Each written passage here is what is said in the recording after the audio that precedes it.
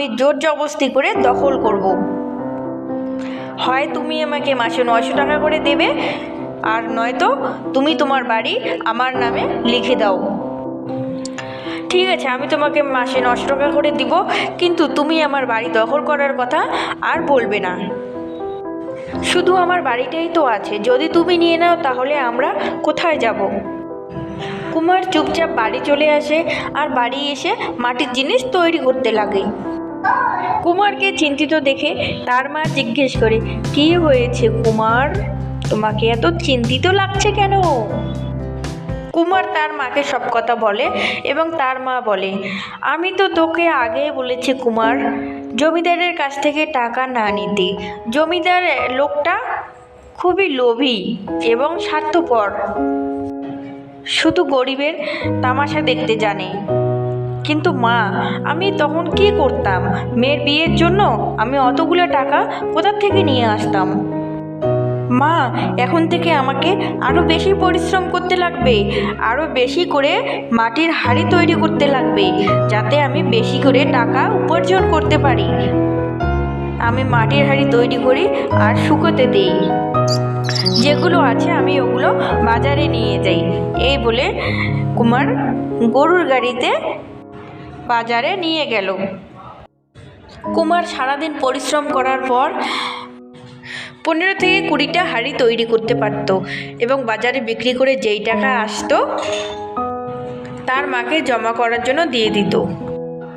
জমিদার টাকার পরিমাণ তো বাড়িয়ে দিয়েছে, কিন্তু কুমারের উপার্জন সেইটুকুই ছিল। যদি তাড়াতাড়ি টাকা শোধ করে দিতে পারে, সেই জন্য কুমার দিন রাত মাটির হাঁড়ি তৈরি করত। সেই জন্য কুমার খুব ক্লান্ত হয়ে পড়ত। আর এইভাবে একদিন কুমার হাঁড়ি বানাচ্ছিল, আর সেই সময় একটি বুড়ো লোক তার উঠোনে আসছিল এবং তাকে বলল, আমি ঝোলায় করে কিছু মাটি নিয়ে এসেছি, আর আমি চাই সেই মাটি দিয়ে তুমি আমার জন্য একটি বাঁশি তৈরি করো। বাঁশি তৈরি করব? হ্যাঁ, আমি চাই এই মাটি দিয়েই তুমি আমার জন্য একটি সুন্দর বাঁশি তৈরি করো। ঠিক আছে, আপনি এই মাটিগুলো আমাকে দিন, আমি আপনাকে একটি সুন্দর বাঁশি তৈরি করে দিচ্ছি।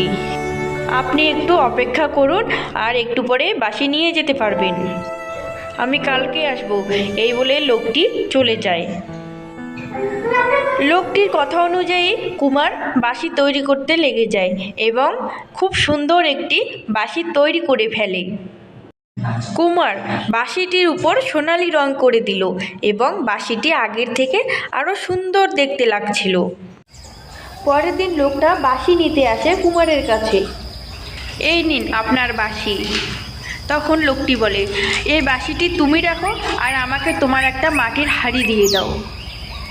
আপনি তো মাটি নিয়ে এসেছিলেন বাঁশি তৈরি করার জন্য। আমার যে কাজের জন্য মাটির বাঁশি দরকার ছিল সেই কাজ হয়ে গেছে, এখন আমার মাটির বাঁশি দরকার নেই। তুমি আমাকে একটা মাটির হাঁড়ি দিয়ে দাও। কুমার লোকটিকে একটি মাটির হাঁড়ি দিয়ে দেয়। মাটির হাঁড়ি নেওয়ার পর লোকটি চলে যায়, আর কুমার আবার মাটির হাঁড়ি তৈরি করতে থাকে। তৈরি করতে করতে হঠাৎ বাঁশিটির দিকে কুমারের চোখ গেল। বাঁশিটি হাতে নিয়ে কুমার বাঁশিটিকে বাজাতে লাগলো। বাঁশিটি বাজাতে বাজাতে হঠাৎ দেখতে পেল বাঁশিটি যত বাজাচ্ছিল তত একটা একটা করে তার উঠোনে হাঁড়ি জমা হচ্ছিল। কুমারের মাথায় কিছু ঢুকছিল না। সে আবার বাঁশি বাজাতে লাগলো। যত বাঁশি বাজায় তত একটি একটি করে হাঁড়ি তার উঠোনে জমা হয়। হঠাৎ তার মা এলো। কুমারের মা আশ্চর্য হয়ে দেখলো। কুমার বলল, মা, মনে হচ্ছে এটা কোনো জাদুই বাঁশুরি। কুমারের মা বলল, হ্যাঁ, এটা মনে হয় জাদুর বাঁশি, আর লোকটিও মনে হয় জাদুঘর, আর না হয় কোনো জ্ঞানী ব্যক্তি। লোকটি আমাদের সাহায্য করেছে। কুমারের কাছে এখন অনেকগুলো মাটির হাঁড়ি। কুমার সেগুলো নিয়ে বাজারে গেল এবং বাজারে গিয়ে বিক্রি করতে লাগলো। বিক্রি করে সে অনেকগুলো টাকা পেল, আর সেই টাকা নিয়ে এসে তার মাকে বলল, নাও মা, এই টাকাগুলো তোমার কাছে জমা রাখো, পরে জমিদারকে দিয়ে দিব। এইভাবে কুমার একটা দোকান দিল। সেই দোকানে অনেক ভিড় ছিল, প্রচুর পরিমাণে মানুষ আসতে লাগলো এবং সে অনেক খুশি। সে ভাবলো এবার মনে হয় আমি জমিদারের টাকা ফেরত দিতে পারবো। তার মাকে সে অনেকগুলো টাকা এনে দিল এবং আবার বলল জমা রাখতে। আর তার পরের দিন তার মাকে বলল, মা আমাকে 900 টাকা দাও, আমি জমিদারের টাকা দিয়ে আসি। তার মা বলল, না তুই এভাবে সুদ দিতে পারবি না, তার থেকে বরং তুই এই টাকাটা রাখ, এই টাকাটা পুরোটাই জমিদারকে দিয়ে দিলে আমাদের টাকা শোধ হয়ে যাবে। সেই টাকাটা নিয়ে কুমার জমিদারের কাছে গেল এবং জমিদারের মুখে ছুঁড়ে মারল, এই নে তোর টাকা, আর তুই আমার কাছে আর কোনো টাকা পাবি না।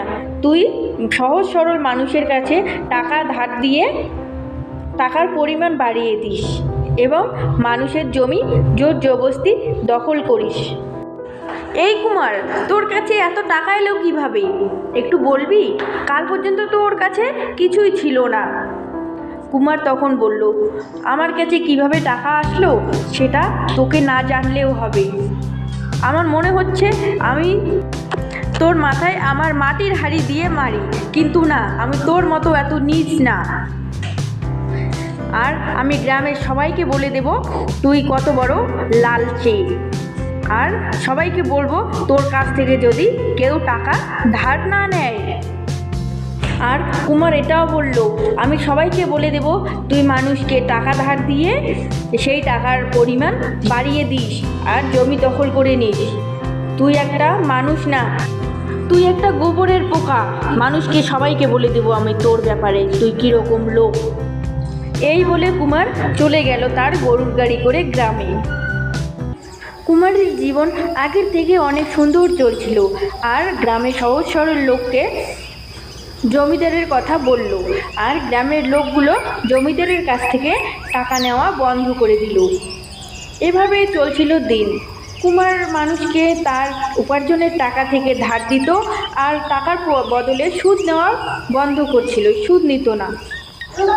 আর সে বাঁশি দিয়ে শুধু কুমার না, গ্রামের সকল লোকে খুব সুখী শান্তিতে বসবাস করছিল। হ্যালো বন্ধুরা, এটা আমার নতুন ইউটিউব চ্যানেল। যদি গল্পগুলো ভালো লাগে তাহলে ভিডিওটিতে লাইক করবে আর চ্যানেলটিতে সাবস্ক্রাইব।